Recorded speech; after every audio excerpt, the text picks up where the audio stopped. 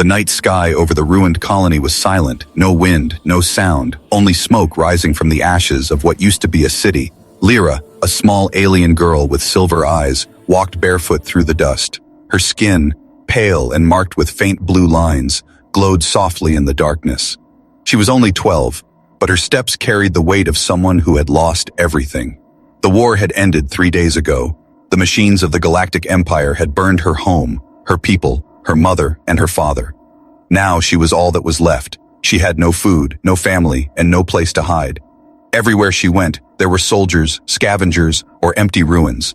The stars above her looked cold, like eyes that watched but never cared.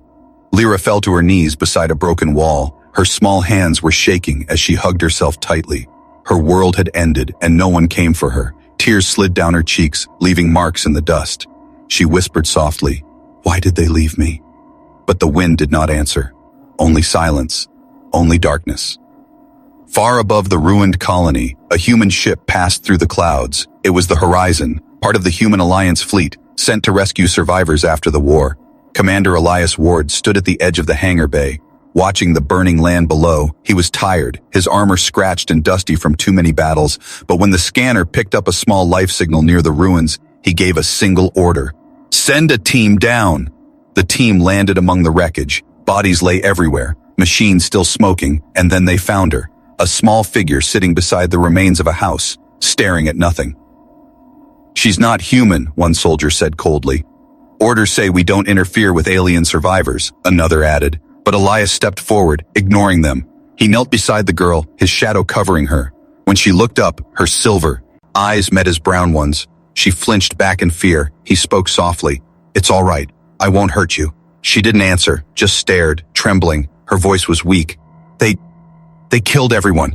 Elias looked around. He could see she was telling the truth. Something inside him twisted painfully. He took off his coat and wrapped it gently around her small body. The soldiers behind him froze. "Commander, that's against protocol," one whispered. "The Council forbids human contact with alien refugees," another warned.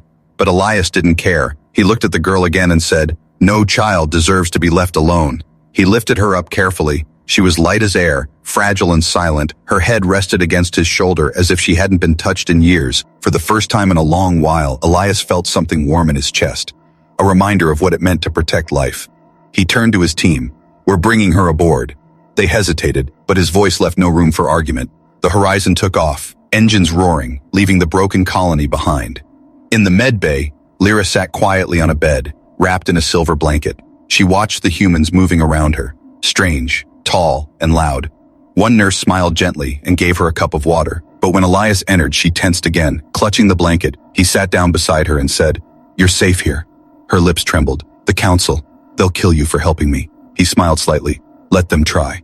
That night, Elias stood by the window, watching the stars. He knew he had broken the galactic law. Humans were forbidden to interfere with alien survivors, but as he looked at the sleeping girl, he couldn't regret it. She had been left with nothing. No family, no hope, no reason to live, and he had given her one thing the universe had forgotten: kindness. Far away, in the halls of the Galactic Council, messages were already spreading. Human officer rescues alien child. Violation of contact law. Punishment to be decided. But on the horizon, Lyra slept for the first time in days, and Elias whispered softly to himself, "Let them judge me tomorrow. Tonight, she's safe."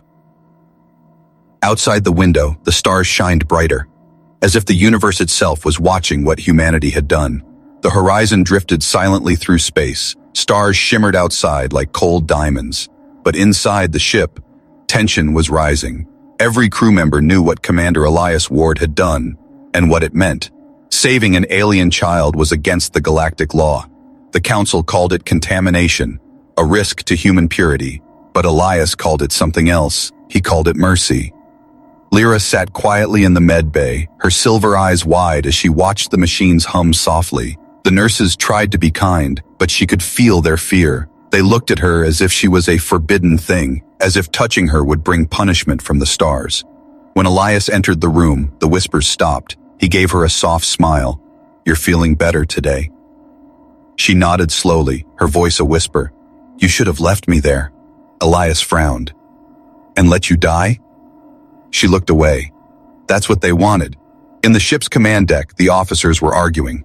"Sir, the Council's orders are clear," said Lieutenant Wren. No alien contact, no rescue, no interference. Elias stood at the front, staring at the holographic image of the Galactic Council's warning. Commander Ward, report to base immediately for questioning, the message read. He knew what questioning meant. It meant punishment. It meant silence. The crew waited for his decision. If they turned back, they might be spared. If they didn't, they would all become outlaws. Elias finally spoke. We can't teach. You course to the refugee sector. Ren slammed his hands on the table. Sir, that's madness. You're risking all of us for one alien. Elias looked at him coldly. She's not a threat. She's a child. But she's not human, Ren shouted. Elias's voice hardened. Maybe that's why she needs us. Silence filled the room. The crew exchanged uneasy looks. For the first time, they were seeing the kind of man Elias truly was. Not just a soldier, but a human who still believed in right and wrong. Later that night, Lyra couldn't sleep. She sat near the ship's viewport, watching stars drift by. Elias walked in quietly, holding a small cup of warm broth. He handed it to her. You need to eat. She held the cup with shaking hands. Why are you helping me? He sighed. Because someone has to. Her small voice broke. Humans hate us, don't they? Elias knelt beside her. Not all humans. She looked up at him, her eyes glistening. Then why do they make laws to keep us apart? He didn't answer. How could he explain the fear of powerful men, the greed of those who ruled the galaxy in the name of order? He simply said, sometimes laws protect the wrong people. The next morning, alarms blared. The communication console flashed red. Incoming transmission. Elias opened it, and a cold voice filled the bridge. This is the Galactic Council, Commander Ward. You have broken Regulation 9. You are hereby ordered to surrender the alien child immediately. Elias clenched his fists. She's under my protection, he replied firmly. The voice answered, then you are under arrest. The transmission ended, leaving a heavy silence. Ren turned to Elias, his face pale. Sir, they'll come for us. Elias nodded. Let them. He looked out the window, watching the stars move past. Somewhere in that endless sea of light, he wondered if there was still justice. Down in the med bay, Lyra sat holding the small pendant she wore around her neck. The only thing left from her mother. It pulsed softly with blue light. She didn't understand why it glowed or why sometimes it felt alive, but she knew it frightened people. She whispered to herself, they'll find us. That night, when the ship was quiet, Elias visited her again. He found her curled up on the bed, staring into the dark. He sat beside her and said gently, I used to have a daughter once. Lyra turned her head, her voice soft. What happened to her? He looked down, his eyes full of sadness. The war took her away. For a long time, neither spoke. Finally, Lyra whispered, then maybe I can be her for a while. Elias smiled faintly, his heart aching. Maybe you already are. Far beyond their ship, the Council's fleet was already moving, silent cruisers cutting through the void like shadows. The law of silence was clear. No human could save an alien, and those who did would disappear. But aboard the Horizon, two souls had already broken that law, a soldier who had lost everything, and a child who had nothing left. Together, they had started something the galaxy had forgotten: hope. The Horizon floated through the dark sea of stars, silent and slow. Its engines whispered softly, as if afraid to wake the danger that hunted them. Elias Ward stood by the control deck window, watching the empty space ahead. He hadn't slept in 2 days, his mind heavy with fear and doubt. The Galactic Council had already branded him a criminal, one man against a galaxy, all because he chose to save a single child. Down below, in the medbay, Lyra lay awake, her small hands clutching the silver pendant around her neck. It glowed faintly, like a heartbeat, slow and alive. She didn't understand what it was, only that her mother had told her to never take it off. Someday, her mother had whispered before the war, this will keep you safe. But now it scared her. Every night it glowed brighter, and every night strange dreams came, fire, stars, and voices calling her name. Elias entered quietly, his boots echoing softly against the metal floor. You're still awake, he said gently. She nodded. I can't sleep. The light keeps growing. He sat beside her. Can I see it? Lyra hesitated, then slowly opened her hand, showing him the pendant. It wasn't made of metal or glass, but something alive, shifting colors between blue and silver. Elias frowned. What is this? I don't know, she whispered, but it feels like it's watching me. The ship's medic, Dr. Cal, entered the room holding a scanner. He aimed it at the pendant, but the machine instantly sparked and shut down. What in the stars? Cal muttered. This thing isn't any known material. Elias's eyes narrowed. Keep it quiet. But Cal shook his head nervously. Commander, you don't understand. This isn't just jewelry. It's alive. Before Elias could answer, the lights in the room flickered. Lyra gasped as the pendant shined bright enough to fill the entire medbay with light. Then came the sound. A deep hum, like the voice of the universe itself. Machines stopped working, and the ship trembled as if touched by invisible hands. Elias grabbed Lyra, pulling her close. What's happening? She cried out. It's not me! I can't stop it! The pendant pulsed faster, then projected a stream of glowing energy. Images filled the air. Stars, cities, and a massive tree made of light. The medic fell to his knees, whispering, Illyrian, this can't be. Elias turned to him sharply. You know what this is? Cal nodded slowly, his face pale. It's the core of Illyrian, the last energy source of an ancient species. It was lost centuries ago. Energy source? Elias repeated. Cal's voice trembled. No, not just energy. The Illyrian core can give life or destroy entire planets. He looked at Lyra. And it's inside her. Elias stared at the girl in shock. You mean, yes, Cal whispered. She's carrying it, maybe bonded to it since birth. That's why the council wants her gone. The truth hit Elias like a punch. The council wasn't afraid of contamination. They were afraid of her power. They wanted her erased so no one could use the core against them. Lyra's breathing grew fast. They'll find me, won't they?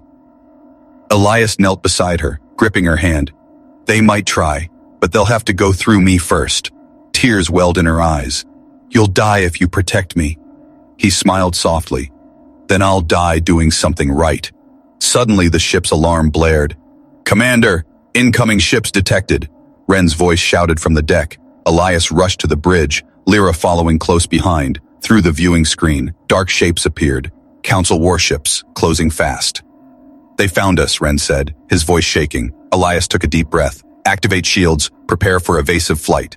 The horizon roared to life, diving through the stars as beams of energy chased them. The crew moved fast, shouting orders and locking down sections. Lyra stood near the glass, watching as explosions lit the darkness. She whispered, They'll never stop. Elias turned to her. Then we'll make them afraid to chase. He pressed a button on his console, and the ship dived into an asteroid field, the engines screaming. As the battle raged, the pendant glowed again. Brighter than ever, it pulsed with her heartbeat, and for a moment every system on the ship came alive. The shields strengthened, the weapons fired faster, the horizon escaped into the void, leaving the council ships behind. When the silence returned, Elias looked at her in awe. What did you do? He asked. Lyra shook her head weakly. I don't know, it just listened to me. Elias smiled faintly. Then maybe it knows who you are better than anyone else. As the ship drifted through the calm of deep space, Elias stared at her glowing eyes. He realized something powerful. She wasn't just a child to protect. She was the key to something far greater, something that could change the balance of the galaxy. And in that quiet moment, a new thought grew inside him.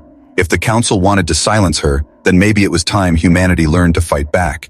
The stars outside burned brighter, as if they too had heard the secret within. The stars blurred into streaks of white as the horizon tore through space. Its engines screamed under pressure, the ship shaking from the damage it had taken.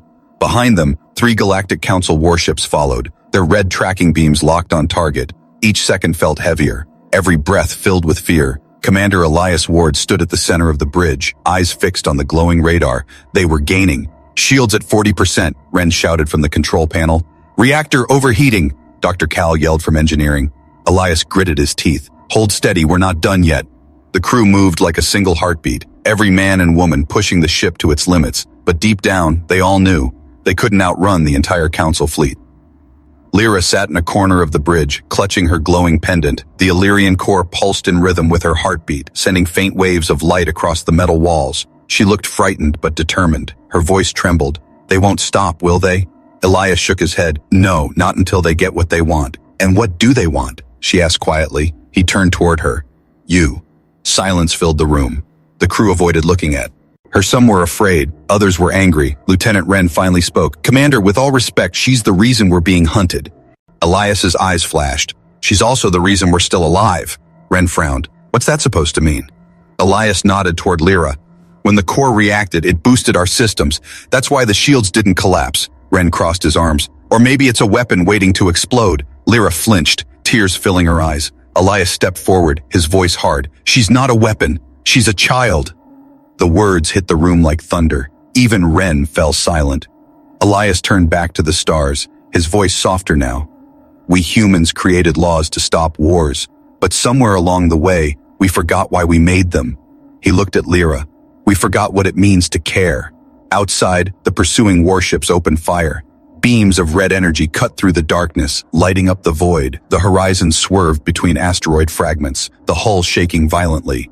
"Evasive maneuvers!" Elias shouted, gripping the console. Ren's hands moved fast, steering the ship into a thick asteroid belt. Chunks of rock spun around them, crashing into the warships chasing close behind. One council ship collided and exploded, its debris scattering like sparks in the night. "Direct hit on enemy vessel," Cal yelled. The crew cheered. For a brief moment, hope returned, but two more ships were still behind them, faster and stronger. Elias knew they couldn't run forever. He leaned over the console. "Ren, find a hiding zone." "There's a nebula ahead," Ren replied, "but the interference will block all communication." "Good," Elias said. "That means they can't find us either." As the horizon entered the glowing cloud of the nebula, everything turned to soft light. Colors of purple, blue, and gold swirled around them like smoke. It was beautiful and deadly, a perfect hiding place. The crew turned off lights, lowered engines, and held their breath. Outside, lightning-like energy danced across the nebula. Laws missed. For a few moments, it was quiet, almost peaceful. Lyra sat beside Elias, her small hands holding the pendant. She whispered, "Why do you keep helping me?" Elias looked at her, his voice calm. "Because you remind me that we still have hearts." She smiled faintly. "Even when the galaxy has none?" He chuckled softly. "Especially then." But the peace didn't last long. A sudden tremor shook the ship. An explosion near the lower deck. "Sabotage!" Cal shouted through the comm. "Someone tampered with the reactor." Elias's eyes narrowed. "Who?" No one answered. He ran down the corridor with his blaster drawn. When he reached the engineering bay, he saw the truth. One of his own crew members had tried to send a signal beacon to the council. The man froze when Elias entered. "Don't make me do this," Elias said quietly. "They promised us freedom if we gave her up," the man stammered. Elias's jaw tightened. "Freedom bought with a child's life isn't freedom at all." The man hesitated, then dropped the beacon, tears in his eyes. Elias lowered his weapon. "We all make choices, but remember this.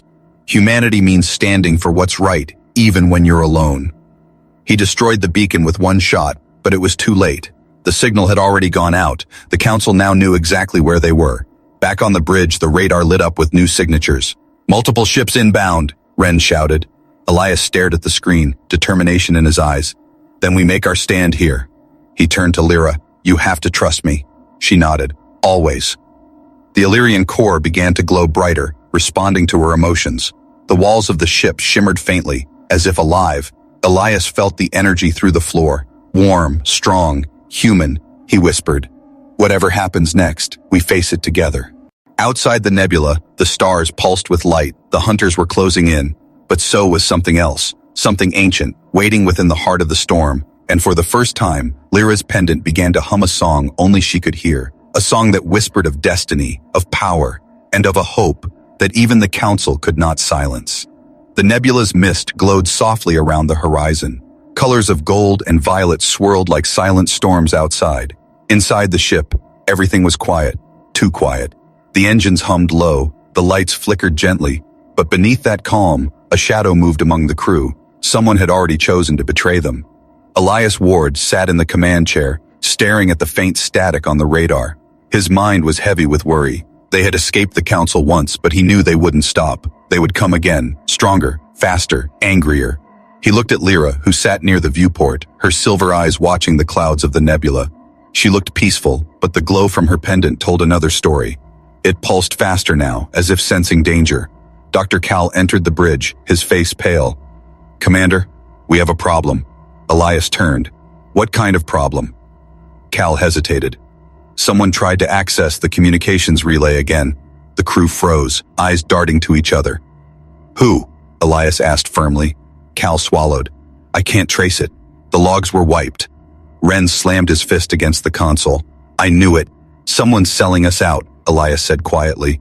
"We'll find them, but no one leaves their post." Hours passed, tension growing thicker with every minute. Lyra felt it too. The fear, The mistrust, the silence between the humans. She walked to Elias and whispered, "They don't like me anymore." He looked down at her. "They're scared, that's all."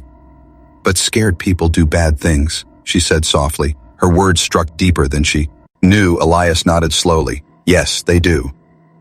Later that night, alarms blared through the ship. Elias ran to the bridge. The radar showed red dots blinking across the screen.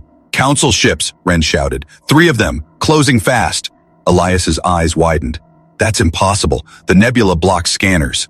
Cal whispered, "Not if someone gave them our coordinates." The betrayal was complete. Energy blasts shook the ship, sparks flying from the ceiling. The crew rushed to their stations as the Horizon tried to dodge the incoming fire. "Shields down to 30%, Wren shouted. "Return fire," Elias commanded. Lasers cut through the clouds, hitting one enemy ship, but 2 others kept coming. The hull creaked under the pressure. The lights flickered red. In the chaos, Lyra clutched her pendant, whispering something in her alien tongue. The core pulsed once, bright, powerful, and a wave of energy spread through the ship. For a moment, the engines roared back to full strength. Elias turned to her in awe. "Whatever you're doing, keep doing it." But the moment didn't last. The council ships launched magnetic hooks, pulling the Horizon into their grasp. A voice came through the comm, cold and sharp. "Commander Elias Ward, you are under arrest for violating galactic law. Hand over the alien and surrender your ship." Elias's jaw tightened. "You'll have to take us first."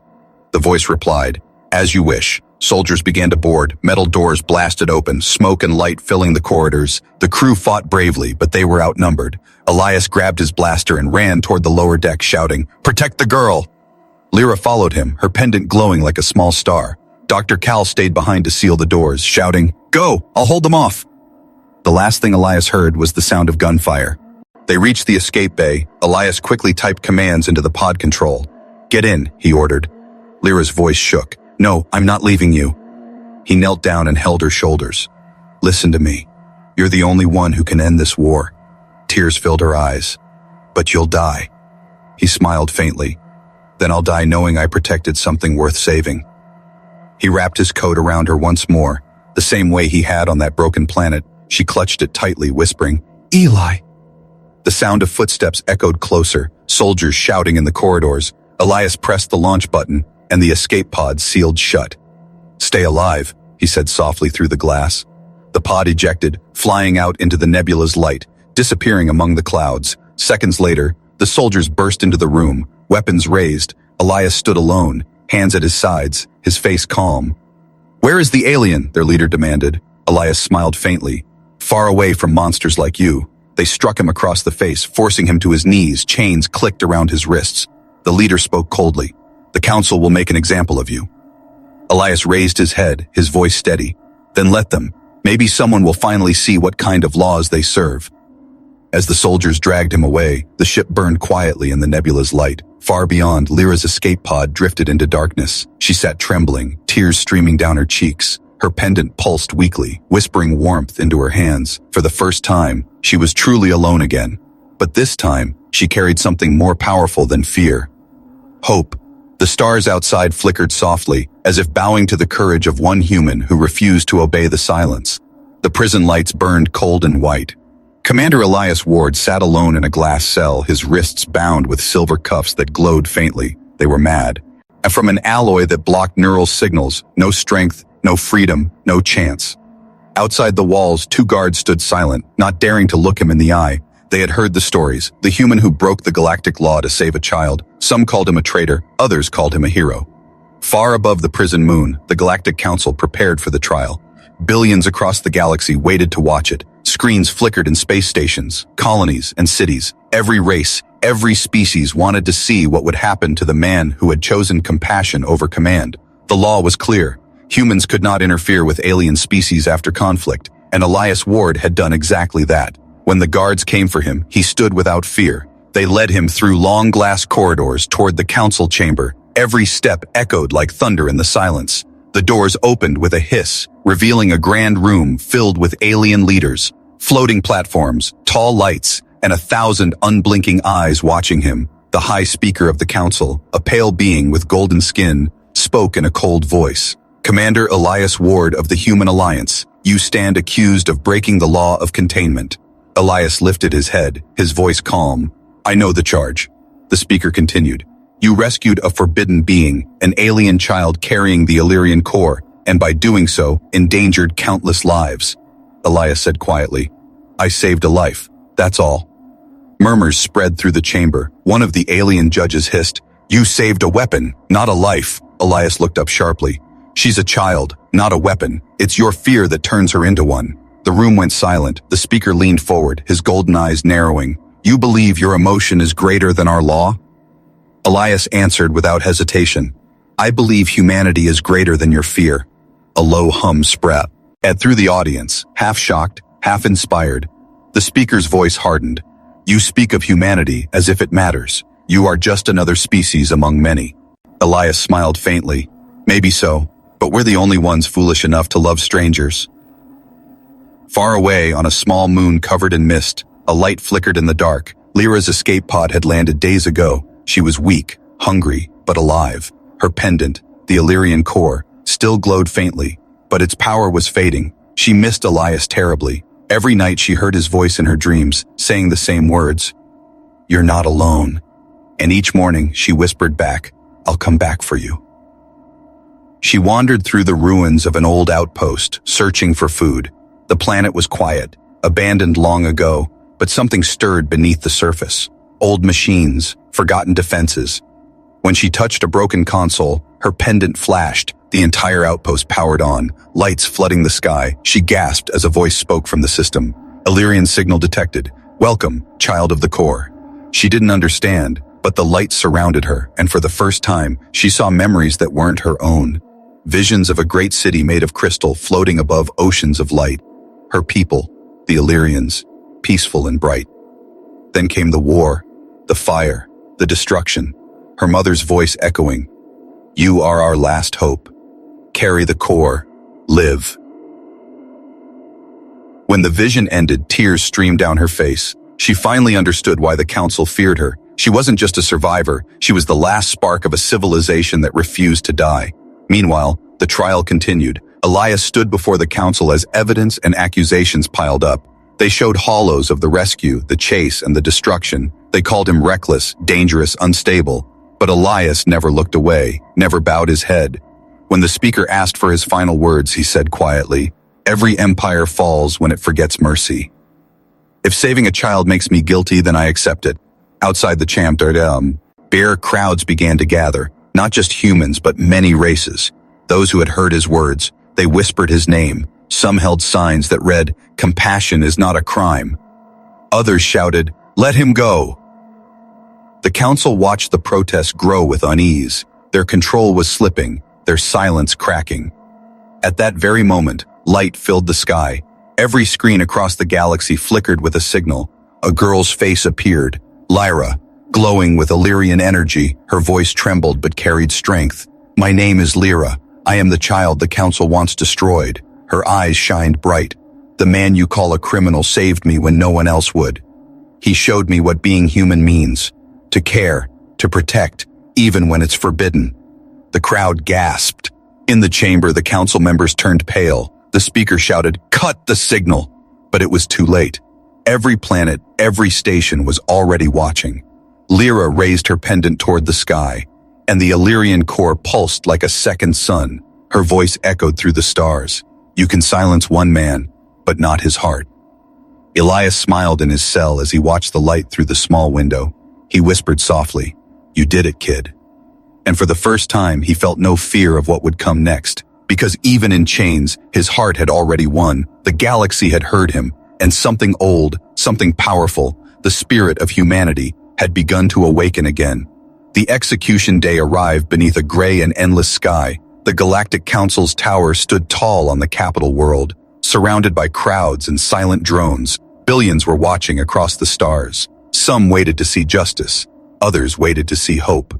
Commander Elias Ward was led through the great hall in heavy chains. His face bruised, his uniform torn, yet his eyes, steady and calm, still carried the fire of conviction. The high speaker's voice echoed through the chamber, cold and metallic. Elias Ward, for breaking galactic law and endangering peace, you are sentenced to death.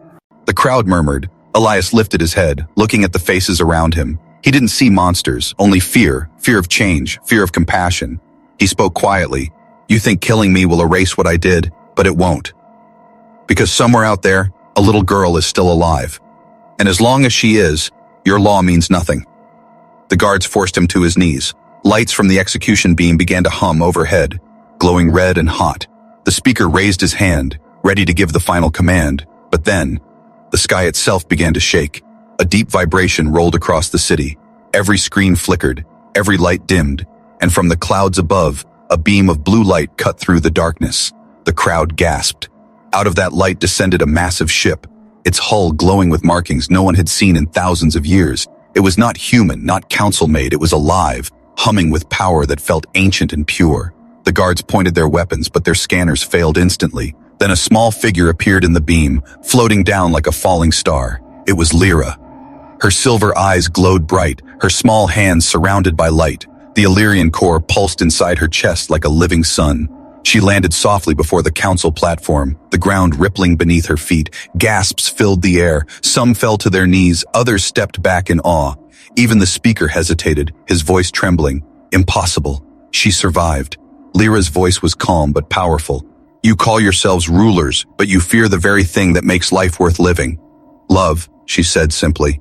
Her gaze turned to Elias, still chained on the ground. He whispered her name. Lyra.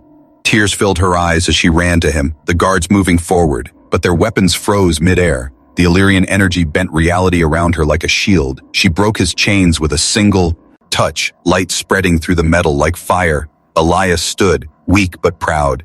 You shouldn't have come, he said softly. Lyra smiled. You came for me first. The council shouted for containment, but their machines stopped responding. The energy from the Illyrian core spread through the entire chamber, turning the cold walls into streams of light. Stop her, the speaker screamed, but none could move. Lyra's voice rose again, echoing through every speaker, every city, every world. You built laws to divide us, but humanity showed me what unity means. Images appeared in the air, visions of Elias wrapping his coat around her on that broken planet, of the chase, the pain, the hope, the courage. Millions watching across the stars wept silently. She pointed toward the council. You fear power, but power means nothing without compassion. She turned to Elias. You taught me that. He placed a hand on her shoulder, whispering, and you reminded me why it matters. The speaker screamed, enough, and lunged forward, but the core flared, its light bursting across the room. It didn't burn. It healed. It washed through every being, filling hearts with warmth and memory. Every soldier who once obeyed now dropped their weapons. Every leader who ruled through fear fell silent.